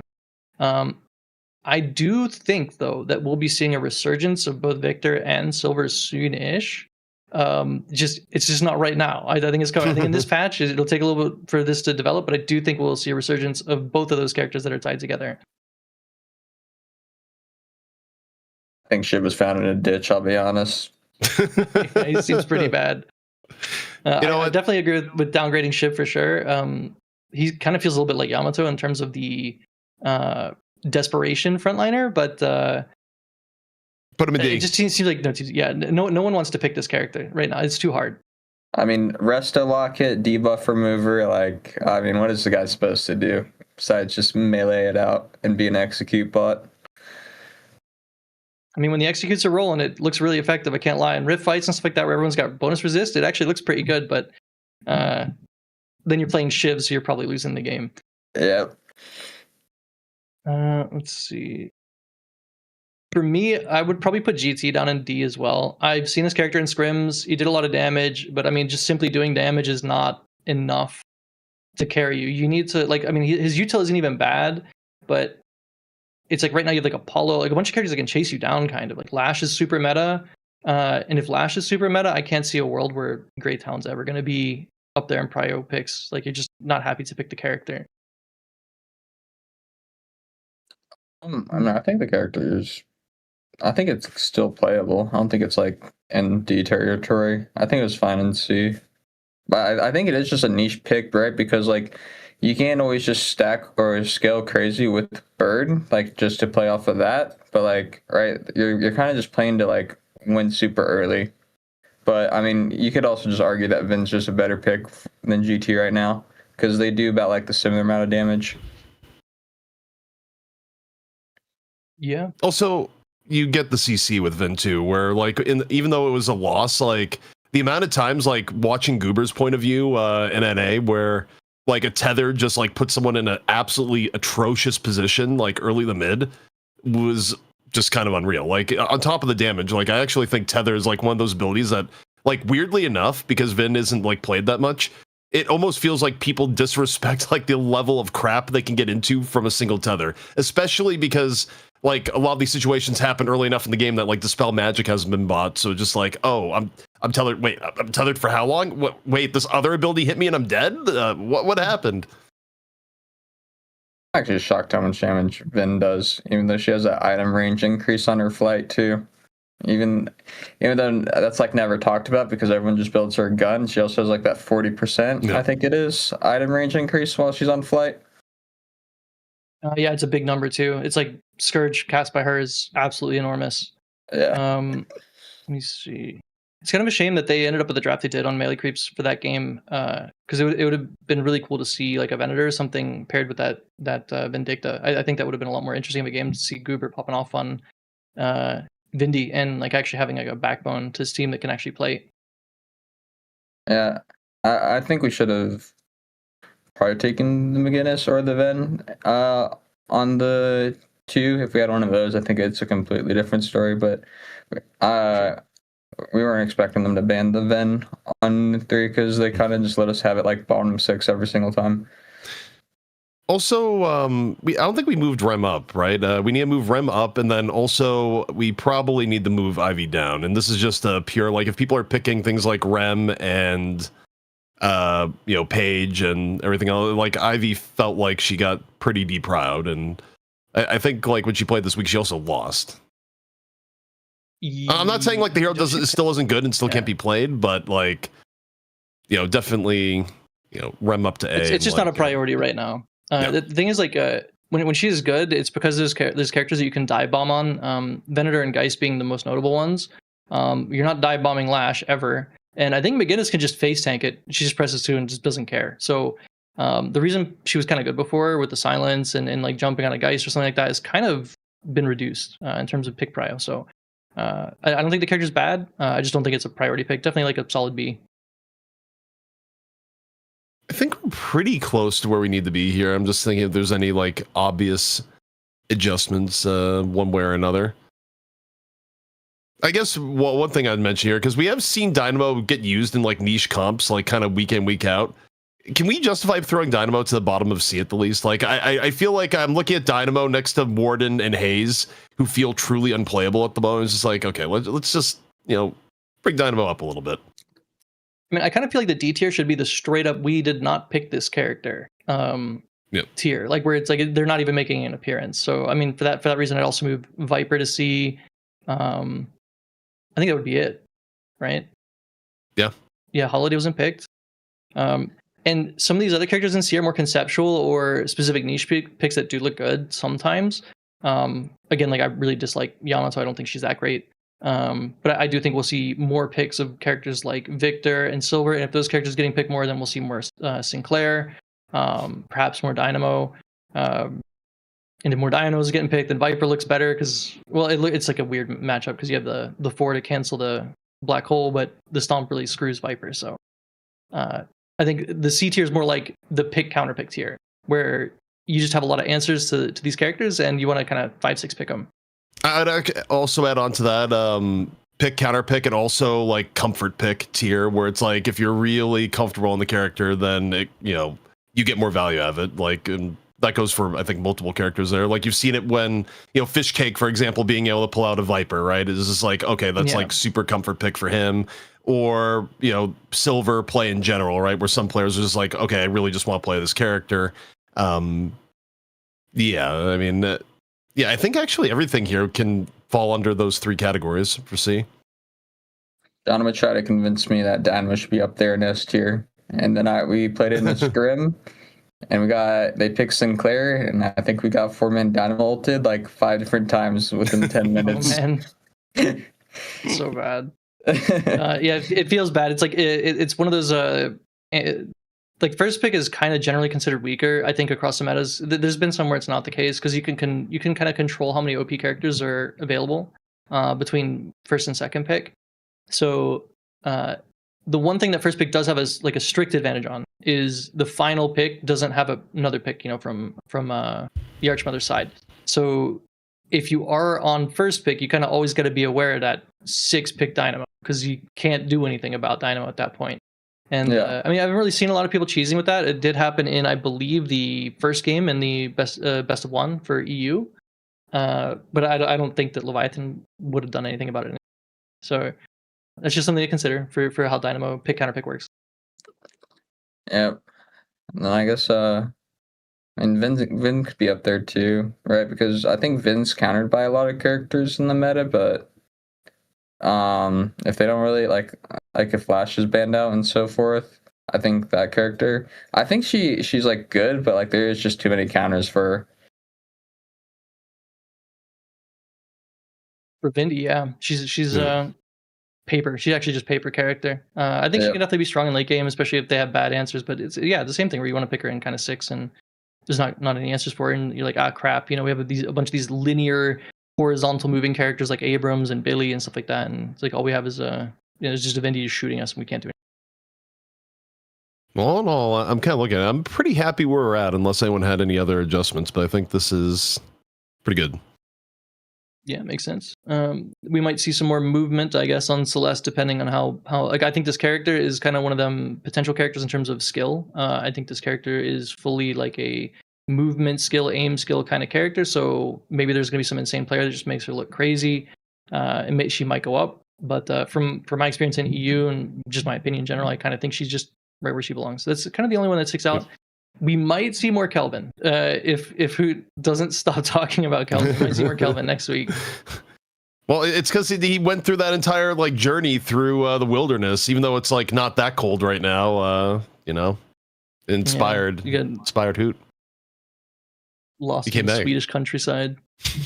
He's like, hey, Beck, I want to go on an expedition like Kelvin. It's just like, what's going on, man? But yeah, this leads us to our Q&A for the week. I'll bring things up here, unless I did not catch whether or not we're fancy enough to throw it on questions direct on stream yet. But if not, we had it last week. Okay, then we probably have it this week. So just wait till the questions appear. Okay. I have to choose a question first, is how this works. Got it. So I'll go to our thread where, by the way, if you are a patron or sub, it's on our Discord where we put the Q&A for here. But All right, we're going to start out with a question from Conquest saying, what characters do you guys think need the most work done? Could be to their kit, design, scaling, etc. For me, I think Wraith needs the most work. She's the biggest lower mid tier lobby goblin. Thanks, guys. Happy 1 year of Night Shift. Happy 1 year as well. Yeah, it's actually been 52 weeks, right? Yes. Pretty cool. In terms of reworks, I mean, I'm a little bit biased because my first character was Yamato. I think Yamato needs kind of a pass. I think she's been kind of left in the dust. I really wish this character had a little bit more of a presence in games that wasn't, I do damage, but I do damage worse than everyone else. And also I'm completely useless on my ult. That just feels bad. Even as a snowball character, I think she doesn't fill that role, and it kind of just feels bad to play her right now. They kind of took all of her early game power. They reduced her right click and stuff like that. So, yeah, I can update that. Speaking to Wraith, I actually kind of like Wraith's design. I think this character has a lot of potential in terms of what she can do. I really like her ult and stuff like that. She has some really annoying bugs, but when it comes to speaking about a character like Wraith and why she's kind of like a lower mid-tier lobby goblin, as you put it, I think it's less of a failure of the character's design and more of a failure of the game mechanic designs themselves, like how souls work, for instance, like killing jungle creeps and being able to kind of just bank them instantly in the shop. I think is kind of amplifies the negative feeling about playing against this character. So maybe they'll make some changes similar to like how Dota worked or something like that. So you got any dream reworks or thoughts? Probably Hayes. I think for Hayes' lore and the way she plays just don't make sense to me. So I'm just not a fan of her kit. I don't know how you change it, but right, she's supposed to be like a Dreamwalker, I think it is, and everything like that. She's supposed to sneak up and attack you, but kind of what she is she just walks up, sleep daggers you, ults, and that's it. I have a conspiracy theory on Hayes, which is it's kind of interesting because she's one of the most popular characters in the entire game, because when you come over, especially from another FPS game, she feels really intuitive in terms of shooting people. My big conspiracy theory is that they're afraid of making Hayes really strong because she does if you're brand new to the game, it can feel really oppressive to play against her back, way back in the day where she was much stronger, right? With her ability to just left click on people. But as people get more competent with game systems as the game progresses, I feel like there's this hidden agenda where eventually Hayes will start getting serious buffs because the devs will decide, okay, you guys can deal with stronger gun damage now, so we're gonna unleash better gun. So I feel like Hayes is one of those things where it's she's purposely being kept down a little bit, and then at some point we'll get a buff, but it's more on the state of the game than anything else. But that's my conspiracy theory. And also the answer to the question for me, which maybe kind of somewhat related, is that ideally a rework on Warden. I mean, I think the number one thing that holds him back, obviously, yeah, him getting his gun damage hit 8 million patches in a row did not help, and eventually it kind of broke his back. But also I think next to McGinnis, he probably has the least functional ult in the game. Where, by the way, that is the funniest part about McGinnis and S tier, by the way, is that I even called it on broadcast where John used the ult once. I'm guys, look closely, because that's the last time he's ever going to use ult in this game. It only makes sense to use it early game in a very specific circumstance. And other than that, he's never going to hit this button again, guys. Because the pocket takes extra spirit damage. That's the only reason why I burned it. You got the 10% bonus there. Yep. 170 second cooldown to do. I think it was 20 damage to a pocket or something. He's legit 1 HP. Yeah. But yeah, for Warden, please, give the man his ult back on some level. But we're gonna move on. Yeah, I'd love to see him as a stronger frontliner. I think the game kind of needs a +1 frontliner, and I think Warden could suit that role. Gotta. Yeah. I don't know how they do it, but yeah, maybe it's the ult. Well, ideally, an ult doing anything is a buff, But you just straight up die through ult every time. I don't know. Yeah, we can go to the next one. Yeah. From Morag, quote, how primal does DDK look on a scale of 1 through 10? Honest answers only. Depends on the camera. I know we sometimes messes with camera settings, and it can go straight up to 10 depending on the day. I mean, I have no idea. I mean, like, can we define primal? What is it? Yeah, that's what I'm trying to figure out too. I think you just have to have a feeling for it or not. I got nothing for you. Oh, he's got a tweet to go along with it as well.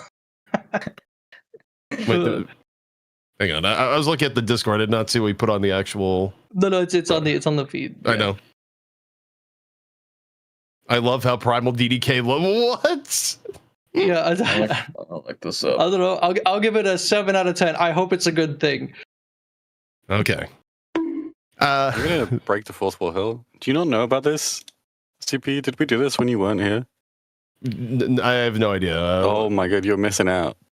One sec. We did a whole bit because Morag, who asked this question and also made this tweet, has taken a screenshot of DDK's face every single week for like 10 weeks and saying, no I love way, I how haven't Primal seen this guy at DDK all. looks. What? How deep does the rabbit hole go? Oh, buddy. That's kind of crazy. Also, this is the voice of Solomon, the wonderful producer behind the scenes who makes all the magic happen. Hello. I'm kind of sick, so I sound worse, but hey. Okay, one sec. I'll bring it up. I have like a scroll through like 20 tweets of how primally. Oh, yeah. I'm just gonna say a 4 and call it a day. Size is like, it's a 4. You might have some crazy ones. I don't know. Maybe I gotta up my rating. How do you know what to expect here? As Solomon's like queuing up some, Dan collage, courtesy of Morag. Here we go. Oh my God. It was up for a split second. I love the Everything app. One second. I need to put this in a browser that actually likes it. One second. I'm coming. It's coming.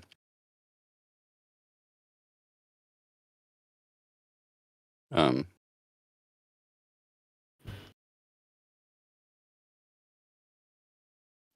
know what I'm doing for sure. There we go.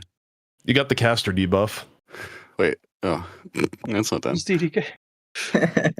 But he's actually done this every week. And it do just keep going.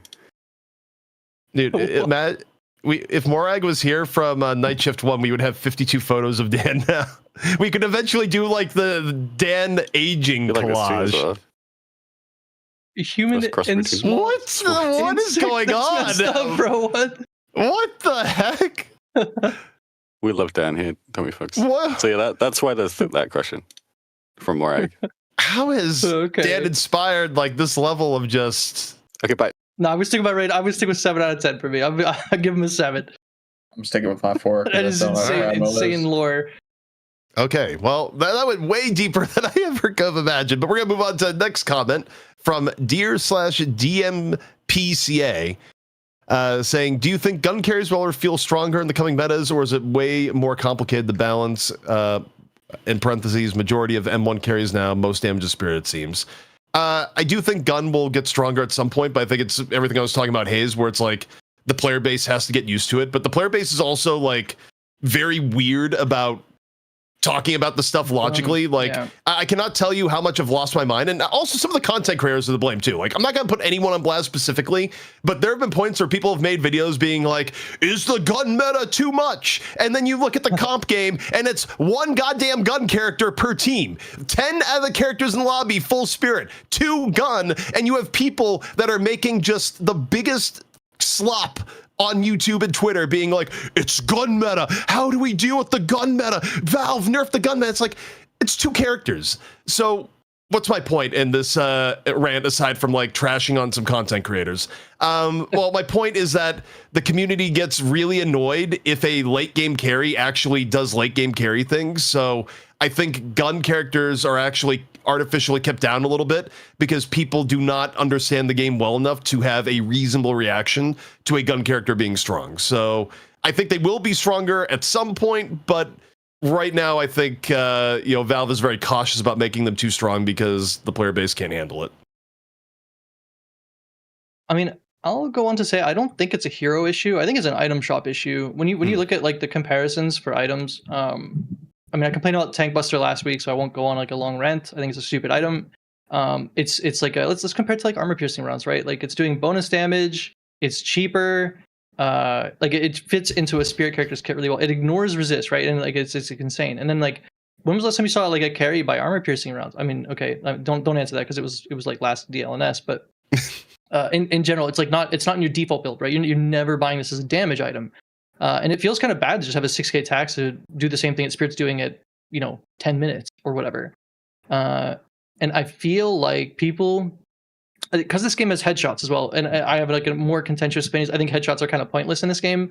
They increase variability for how TTK works, and they overemphasize the strength of things like Mo and Krill ult, right, where you're just standing still getting headshot to death. And then it's like, oh my god, I died a gun, but it's like really you just died to headshots, which are an insane damage steroid for gun. So I think it's less of a hero issue here. And to answer the question, I don't really think gun carries are ever going to feel stronger until they do some sweeping rework to the item shop. I really cannot see it coming. It just feels like Spirit is going to be first and foremost constantly, as long as you can't itemize against what they're buying. I can't see a gun carry like being super meta. Like even Venator feels kind of weird to pick. You're not really super happy to pick this character. Honestly, my hot take is for like characters like Wraith and 7, I think you should just increase the weapon range fall off to make them feel better. Because like I think that's kind of like a reason, like that's kind of what I assume people think about whenever they think of gun carries, is because like most of the time we have like just these frontline ones that are the ones that are working. So like kind of like the back ones that usually play further back. I think if that's what they're thinking of as like a gun carry, I think it would have to be like a weapon range change. I don't disagree there. I think that could be more correct. I mean, like you think about a guy shooting you across the lane versus throwing a bomb at you across the lane, and you just kind of take full damage from the bomb, and you take 1 damage from the gun. It feels not so great. You don't feel so incentivized to shoot your gun all the time. And I mean, we're playing a shooting game, so we should want to shoot our guns. Doesn't feel good when you want to buy gun items. I think fall off needs to be more variable over the course of the game. Is the one thing that I've thought for a very long time. I mean, it has to be over a year now that this is something I've gone into, is that I get why fall off has to be pretty restrictive in lane phase. It does not feel good to get gunned down from a mile away. As like there was that one like patch where like fall off was bugged and people are just dying in lane from like a mile away. It's like, oh my god, what is happening? Like fall off is like super necessary in lane. But I do think one of the things that you could tweak to make gun characters feel a little bit safer and be able to play from range longer as you get into the late game is change boons where, maybe as boons go up or, something in regards to scaling that you get better fall off as the game goes on. So you don't turn the lane phase into something ridiculous where, you could barely hide for cover. But as you get later in the game, I think it's actually fair if your gun characters are able to do more damage from a longer range. Like you have more tools to break line of sight at that point. You have more tools to, just not take that gun damage as you get later in the game, in the same way that, you have more tools to, deal with problematic, spirit abilities later in the game in terms of, things like counterspell or dispel magic. So I think if you change things up to where you give greater fall off, or I guess not greater fall off is the right thing, less fall off, basically you do more damage at longer ranges as the game goes on via scaling. I think that would also help heroes a lot, but not mess with the lane phase, which I think really should not get messed with as far as fall off goes. I mean, as far as I'm concerned as well, I actually think that I like the idea, I like the solution. However, when I think about it, the practical nature of increasing people's range right now, I don't think the map is very conducive to that actually doing much of anything. There's so many tight corners. Again, one of my biggest problems with the game right now is wall balance, because there's always a wall to bounce off of. And if you're always near a wall, you're likely near a corner as well or some hallway. And I'm trying to think of situations where a carry could actually flex that range advantage. And there's very few. And I feel like if you're standing in those spots, you're probably dying to lash or something anyway. So conceptually, I don't disagree. I feel like the map would need some pretty significant changes, though, for that to actually have an impact on how carries are played or approached. I think if that happens, we might see more like rooftop plays, right? Because I think a lot of people do just want to just like play pretty close to just min max as much DPS as humanly possible. So if they get that advantage, like I'm just thinking like outside, like towards the walker and everything, right? Like if you can play like behind the walker and shoot, like you know that little upwards platform like bridge where there's like the box and the box is under, you would actually be able to like play right there instead of having to be directly underneath the walker to shoot the minions. So like I'm just thinking like situations like that. Roof fights would be probably a bigger one too that would come into play. Like I think people would adapt more to it as it comes, but like right, if we're talking about like just like a close quarters like shop or buffs or stuff like that, I think it won't make that much of a change. Yeah, I mean, again, conceptually, I mean, it's kind of crazy because we're like like I said, to answer the question, we have to say all this stuff to make gun feel kind of good, maybe. So again, it's like to reiterate the question, I really don't feel like we're going to see gun carries getting any stronger anytime soon. Yeah, again, I think a good part of that is just like it's kind of interesting game design wise, where games are an evolving thing over time, where it's like the right decision, like even if you could go forward in time and be like bring in the Deadlock from like 7 years from now, that may not actually be the right game right now for what's assumed to be like a massively new player base, right? Is that like a lot of changes and ways the game is played like are dependent on your player base, and you kind of work in symbiosis with that a little bit. So people wonder, is like, why is it so weak right now? It's like, okay, I think honestly a lot of it just may be where the player base is at, but we will move on. Also, I'm trying to... Sorry, go ahead. I was going to say, for what it's worth, numerically, in terms of gun versus spirit, gun is a primary damage source for only 5 characters, I believe. It might even be less than that. So, yeah, we are in a super spirit-dominated meta, and I don't see that changing anytime soon. Okay, so I cannot read the full name here because my Discord is freaking out and it has me in like half streamer mode, half not. So it's like censoring a name, and I have no idea how to fix it. But either way, it's fine. We'll see the name on screen in a second. Sure. But the question is, Paige was played twice yesterday. Is the world ending? Honestly, yes. One of the signs of the apocalypse. Anyone else? I mean, for me, this is like a little, I guess, history story. I wasn't super into Dota. Like, this is a long time ago. Okay, this is like what got me into like the whole Dota ecosystem. And my Swedish buddies at the time, when I had been going between NA and England, were like, "Oh, you should watch TI. It's a really cool tournament." And it's like one of those things, I don't know, just kind of like a spark, a cool thing. And you see like signature characters. And I remember seeing someone had a signature character as Meepo, and I was like, "Damn, this character's really cool, actually." Old man telling campfires. Hey, come on. But like, I really like when there's characters that are like players' signature heroes, and they're not normal characters. Like, you're not seeing them get picked. I really like seeing people use those characters in inventive ways as well. Another example is, I believe at TI there was a Juggernaut that was picked as support. This is a very, very long time ago. I don't even remember the team or the player, but I do remember a Juggernaut support, and I thought that was super cool. So Paige getting picked to me is a really good sign for like people being confident in their abilities, even if the character is deemed bad. And I like to see a little bit of innovation and a little bit of confidence in your own abilities to make something happen. Yeah, honestly, I think in the current patch, I think there's a lot of stuff that are playable, or like a lot of stuff is very playable, right? Like, kind of just to fill out the lower draft, it is really just like how confident and how well can you play the character. Yeah, so I mean, see, like, I mean, is the world ending? I mean, maybe, but maybe your perceptions of reality are being shattered. But yeah, I actually kind of low-key hope we see more stuff like this. Next question from Skooky, saying, in last week's Graveyard Shift, you talked about the prevalence of Spirit and Tank Buster generally in the meta. What do you think would need to be done to ensure that it's less prevalent compared to other esports I've played? It doesn't seem like there's any centralized hub for competitive play. Okay, I don't know if those two things go together. One thing is just asking about Tank Buster, and maybe then just they're two different questions.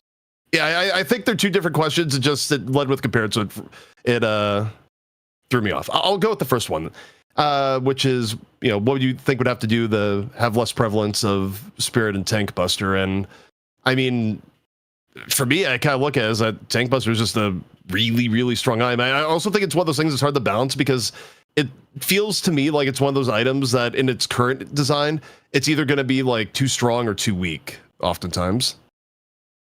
I mean, when I look at like Tank Buster, again, I did touch on this last week, so I don't want to go into it too much. It's not an anti-tank item. It's not busting tanks. It's busting everyone. It does the same damage across the board in terms of EHP. You can't buy more health. You can't buy more resist. Spellbreaker doesn't work on it. And to ensure, I mean, make any of the above. Just change any of them. Just change any of those factors. Like make it work on Spirit Resist or whatever. You know, like make it effective by it. Make Spellbreaker reduce this damage. I don't know. Make it do some kind of flat amount of damage if you have an X amount of HP or something. But the way that it's designed, I'm super biased against League of Legends item design. I really don't like their item design and the 3-hit idea. And I feel like this is a concept from League, and I really just don't like it. I guess I don't know. Maybe it's just personal bias, but I just feel like it's bad game design. I agree with what he said. I think Tank Buster should start off at like, I don't know, let's just say 4%, and every like 500 HP or something, it gets added by like a 0.5, you know? So that way, like, obviously, as more HP you get, if you're actually trying to like do a crap ton of damage to tanks, right, it's scaling based off their amount of HP that they actually have. But if you're like going for squishies, you know, then Tank Buster's not really doing that much to them. There's other problems as well. Is in terms of like a game mechanic, it seems really weird to have a source of damage that's spirit, but is also pure. Like just pick one. Like because it's operating as pure damage. However, if you have escalating, you can now amplify that pure damage, which is kind of stupid. So it just feels like a completely out of hand item that just hasn't been passed over. Like it just feels like a throwaway concept that just is like, well, this guy's too much health, so here's an item that just kills him or whatever. But it also just kills everyone. I mean, all of that makes sense to me. Also, the second part here, I have a reasonable answer to this is saying, you know, compared to other esports I've played, it seems like there's no centralized hub for competitive play right now. I mean, obviously, like the few websites are trying to make it, like EDL.gg. Deadlock, though, is in a really interesting spot. And this is why, like, I think this question, or rather, I can make the responses kind of interesting, is that, so, in terms of a lot of the legacy esports operations, Deadlock has always had this weird apprehension from people because people are literally too locked into what has been the modern paradigm of the last 5 years of a game has come out in a quote beta, but the beta is release, and we're going to judge whether we want to immediately get into a game off of the beta. And I cannot tell you how many people behind the scenes, and it is a lot in various different, you know, high level orgs. I mean, this goes from, you know, whether it be TOs, whether it be people that do supplementary content, whether it do, you know, teams, the amount of times I've heard from people going, yeah, but Deadlock, it's been available for a year right now and it's not that big. Like, is it really that big of a deal to get into? And I've had to argue with people over and over again. It's like, no, we have like plenty of data that, like, even though the numbers are actually quite good right now, that so many people have not played because it is closed. Like, that is an objective fact. But people's brains, like, across other games, like, you know, other orgs that would otherwise be involved in Deadlock trying to create like more of a hub or, you know, any of these other things, their brains literally got broken by the unique like way that Deadlock has done its beta. And there's no other way to put it. Like, that is just where it's at. There's skepticism from people. And then, you know, to kind of expand beyond the scope of the question, people wonder is like, well, why aren't there more TOs? You know, why isn't a bigger TO jumped in yet? Or, you know, why hasn't this happened? There's still a lot of people at those orgs that are just like, well, I don't know, like the beta, is it big enough for us to get invested? Especially when, you know, given the fact that it's a Valve game, you know, generally speaking, you know, a lot of TOs, like the upside is you get a lot of freedom to run your own stuff. The downside is that you're not getting like NetEase level, you know, hyper stimulus packages to run it. Like, it's kind of, there's no guarantees. Yeah. You get freedom to monetize, grab sponsors, and you don't have to worry about like, you know, Disney sending you a lawsuit. Which is a good part, but, you know, the developer is more on the line of like, well, you know, happy if you guys are able to make something good, you know? And AKA, what am I saying here is that it's not the model where a lot of other devs will go to something like an EFG or a Blast and be like, you know, here's $5 million, run me an esports scene, which is different than, you know, games like Dota and CS where, you know, it's just like, oh, we can just build a scene ourselves, we will self-fund it. So you have skepticism of like, we don't know if the game will be good because of beta, and people like really misreading what the Deadlock beta is. Also, from the TO end, I think there's also some tension too of like almost mutually assured destruction, where if EFG tomorrow were to announce like a big Deadlock circuit in response to like an open beta or something, right? Blast would probably respond very quickly because the two are competitors. But on the same note, like there's probably this undercurrent of like, well, I don't really want to do it yet. I'm not really being forced, and the other guy isn't really doing it yet. So there's this weird like delay period that's also a thing. But I mean, no one wants to pay the initial cost of entry unless there's a proven sort. Like they want someone else to take the risk because everyone's kind of like yes. Playing chicken with each other. As far as I'm aware, like just hearing from multiple places, there's like a lot of orgs that are definitely like poking and prodding. They're kind of just trying to get a good deal. And I know that orgs are constantly talking about this game, in the back rooms. They're just kind of being quiet about it. There's not a lot of discussion publicly, but there's definitely conversation around Deadlock. And I mean, for what it's worth, Deadlock is like around 70,000 daily players. That is a big number for a game that you cannot even just go to Steam and install. So they're kind of on the money of where to aim, but it's just like when. So well, I mean, the thing is from an esports perspective too, and not to hype things up too much, but the conversion rate, something that's been in things for a long time now, and basically started in the game that was the opposite of Deadlock for the metric I'm about to bring up. Deadlock has the highest conversion of players to actual esport viewers that I've ever seen in any game ever, because the game naturally pushes people to seek out knowledge, pushes people to, try and learn like what the best are doing to get better. It is going to be like one of the richest games ever in terms of, providing opportunities for the pros to do things like coaching, content, all of this. Like the conversion rate is unreal. It is the anti-Overwatch in that regard, because Overwatch was the exact opposite. Overwatch was like abysmal conversion rate of the very large player base to what was a much smaller esports scene by comparison. And you might go, it's like, yeah, but year one Overwatch League got good numbers. It's like, yes, but it also got like very heavy promotion by Twitch on front page, and OG Overwatch was just like a massive game. It's just they got a very, very small percentage of the overall player base to watch. But from an esports org end, if you came from Overwatch, I feel like everyone knows Crusher 99, for instance. They use that as like their promotional material, which is like I think everyone knew that, even if you were casual. Yeah.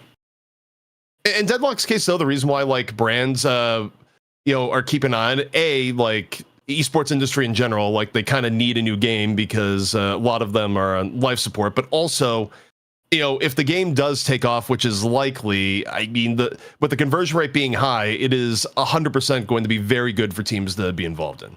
But the last thing I'll say here before yielding the floor to Saiah is that if you are a professional player right now and a legacy org comes knocking with a 1-year contract, do not sign it.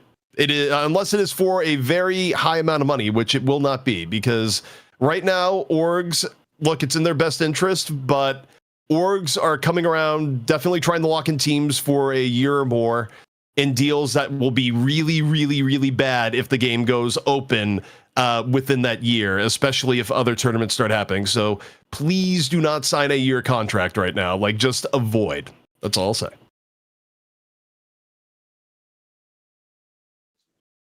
So you got any thoughts in general on I mean, I just agree with what it is, so I don't really have to say anything extra. All right, we'll move on. Next question from Traff. Quote, you've got a pill that makes it... Oh, sorry. Skooky had another part here for Jake, but Jake is not here, so that's why we're moving on. There was another question about onboarding new players. Oh, I didn't see that. I don't... Well, I'll let you read it out if you want.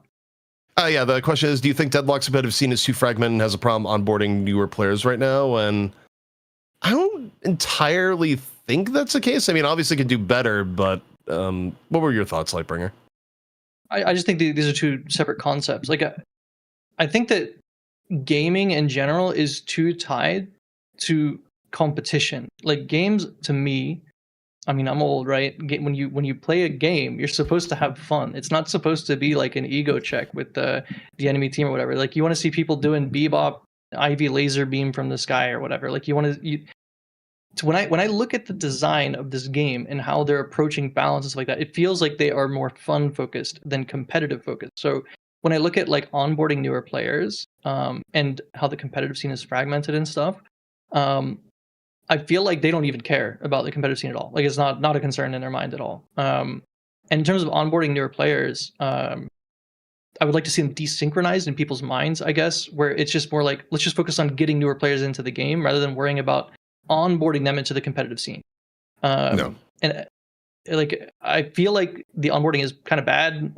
It might even be outdated. I haven't done the tutorial in ages. So, I mean, maybe I'm just uneducated. I just haven't looked. But the game is very hard. So there's definitely almost certainly going to be a problem with onboarding newer players for sure. I'm assuming it means to get into the comp scene, right? It may have just been meant like getting people like addicted to the game, but I think here's the thing: people don't have to be good at the game at the beginning to enjoy. I think people like that's a really big misconception that happens, by the way, at a game design level for like many things of like, oh, this is too hard. We have to nerf for the casual be not happy. Here's what I'll go to, and I'll use Overwatch as an example. People did not get addicted and get super into Overwatch at the beginning because of its gameplay. Like people it's like, oh my god, it's the gameplay. No, it wasn't. It was because Overwatch, when it came out, looked really good, sounded really good, and was in a new exciting IP. Like it basically, the environment it was in sold people on the game, like the music, the cinematic, that helped type it up, everything like that. Whether people are good at the game or not afterwards was actually pretty down the list of why people got into that game to begin with. And the stuff that Deadlock has done really well, like, yeah, obviously it's a well-designed game from a gameplay level and everything else, but I think the strongest things that Deadlock has done from like 2024 NDA lift to now is that the game looks way better, sounds way better, like things like the character select are way cooler. These are all the things you need to like onboard a new player and make them feel like, yeah, I really like this game. You have a more casual mode too in Street Brawl, and probably other things that could be added later on, right? Like people have done data mining and there's like cool lore and everything else. Like if they do anything relating to the lore that makes the all that more cool, and people start making content off it, etc., that's also going to draw in more people, right? Like I think for a hero, anything that's hero shooter adjacent to be doing well, like people are invested in all of these things, like more so than the baseline. How do I get into the game, and how quick is it going to take me to get to a turn of 6? That's all. Yeah. I mean, and I mean, just as like a different look at the question, because I feel like it could be interpreted in multiple ways. If I add the word like newer competitive players, if I add competitive in between newer and players, that question is a little bit different. And I feel like the answer is kind of still the same. The main thing is actually getting people addicted to the game and getting them playing. And I mean, Cosmetical is a good example of this. He started out as I think lower rank. I can't remember exactly what he was. And this dude has played like 6,500 games or something. He's an insane amount of hours. I think he has like close to the same amount of hours as I do in the game. And he grinded his way to the top. And it's like you need to be addicted to the game to even want to consider entering the competitive scene, right? And right now it's like the new player onboarding, it kind of ties into that, right? You need to have a flood of new players to want to join the competitive scene at all. And I mean, that's going to take time. And I think joining comp is going to be kind of a tall order. In general, I feel like getting to where the teams are currently is really difficult. I think it's going to be a long time before people catch up. I agree. I think I do think like you can you can like make a team pretty easily and like show up for the tourneys. But like to actually get to like I will just use Buff Enjoyers as an example, right? Like to get to the point where you guys are is like it's going to take for a very, very long time to reach that type of level if you're on like the newer pace of Deadlock. Definitely, it's gonna be a grind. So in terms of like fragmentation and stuff like that, I mean, I'll even kind of call back to me talking about encouraging grouping and ranked and stuff like that. People want to play with their 6x. They want to play with their friends. And if all 6 of those guys are good enough to get to Eternus or whatever, all of a sudden you have a new team that can play competitively, right? And I mean, I know people like their solo queues and stuff, and I'm like, it's a utopian idea, but in terms of growing a competitive scene, I can't think of a better way to do it. So, I mean, maybe at some point we'll see like a face it system or whatever, and there'll be proper matchmaking with drafting and blah, blah, blah. But Right now, we just have queue up and play the game. So it's kind of hard to encourage more people to the competitive scene. All right, next question from Traff. You've got a pill that makes whoever takes it the best Deadlock player in the world permanently. Do you take it yourself, give it to someone, or sell it? And who's a someone? I mean, honestly, I probably take it because I think you could easily just do a bunch of streaming with it after, and also, for the month period where I'm still ranking up and people have yet to realize it. Getting into any pro player game where I end up winning the game because I'm the best player in the game because of this pill, they will just get trolled relentlessly, which happened. It was kind of funny back when I was higher ranked in OW. I still remember I got in the Manga Choose game, and he was already losing a bunch on stream, having a terrible stream, and then I get in his game. It's like caster in game, and then we win the game. And Megan's just like, you know what, I'm just, because Chaz lost to caster getting spam. Megan's just like, all right, guys, I'm done. And he actually just quits the stream after. So, that's my response to this very unlikely hypothetical. But where are you guys at? I mean, I'd give it to one of my teammates. I don't know which one, but if you gave it to Listic, would Listic actually would he actually put his ability points in when he has 5? Maybe he might actually skill his abilities. That might be a thing he does. But yeah, I think for me, it's I kind of like watching the game. I don't need to play. I'm a lot older than my players, so I'll give it to Obicam. I think he's the youngest one on the team. He'll get the most use out of it. Yeah, just take it.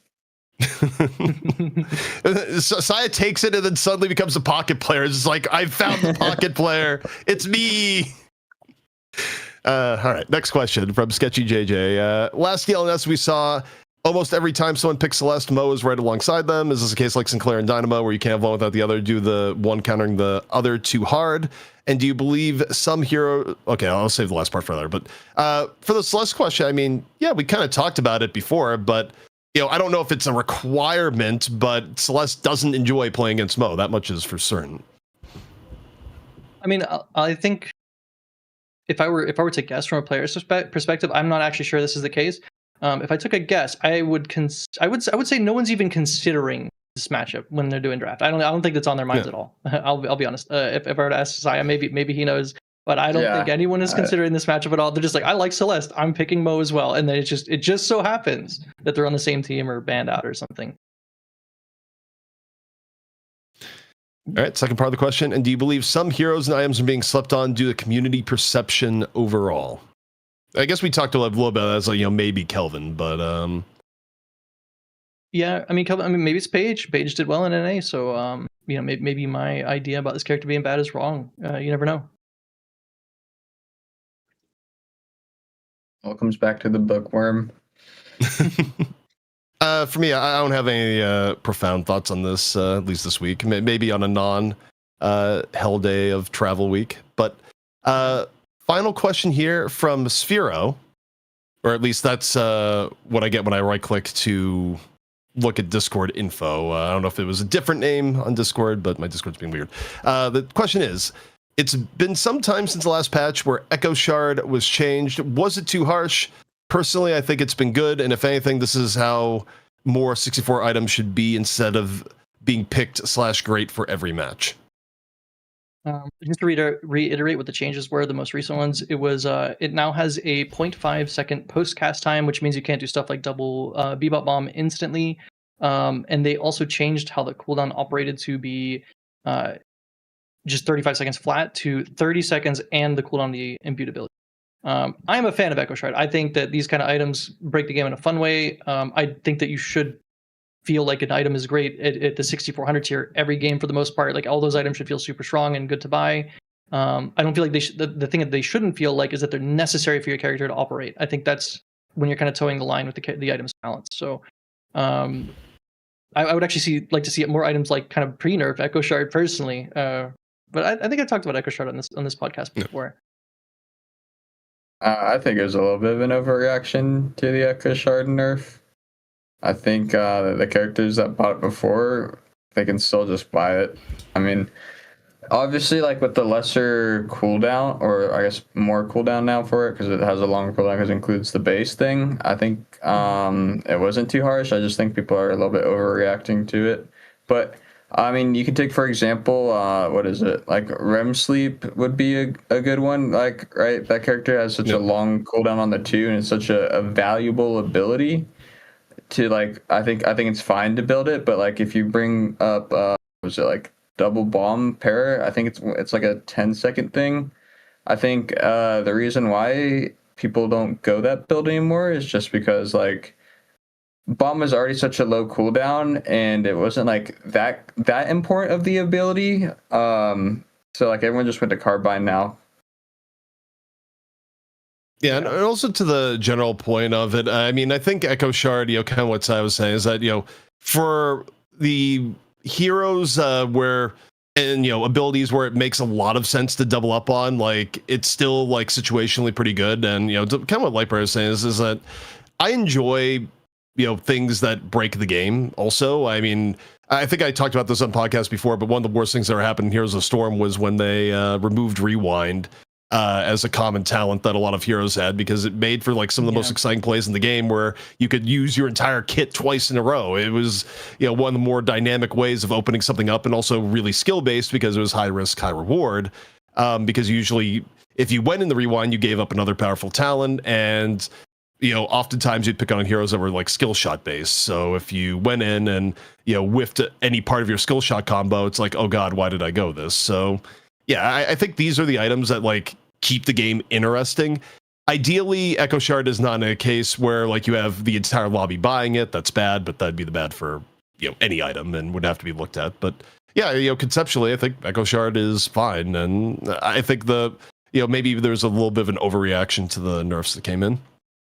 Whereas I'd still prefer the old Echo Shard that was both instantaneous and usable across all 3 of your abilities. I thought it was a lot more fun. You could be a lot more inventive with your character. Yeah, I don't like delay. I feel like it's just like it just makes it feel like gimmicky whenever they add like this like 0.5 or 0.4 second delay to stuff activating. Yeah. It doesn't actually even accomplish a goal really. I mean, you're still getting hit by the second ability. Like, it just it makes it just feel ugly. I don't know. All right. Well, that brings us to the end of the podcast. Yeah, it's been a good one. Covered more ground than I would have expected on some of these topics, but especially the Q&A, it always leads us on some pretty interesting tours of thought. Yeah, but before we head off, Saiah, once again, thank you for coming on the guest today. Also, congratulations on the win yesterday. Any final thoughts from you before we send things off? Thanks for having me here, and I'm pretty happy with Birdie. He's one of our newer people to show up into like the competitive scene. So I mean, for like that fragmented thing, like look, you can take Birdie as an example, right? That guy showed up. He's never really played comp that much before, and he looked really good out there. Yeah, he performed really well. It's really cool to he brought his signature character to the field as well. I thought that was really cool. Made page work, hard to get better than that as far as making your impact on the scene. But all right, that's gonna do it for us here on this edition of the Graveyard Shift. We'll see you all next week on Wednesday for Night Shift 53.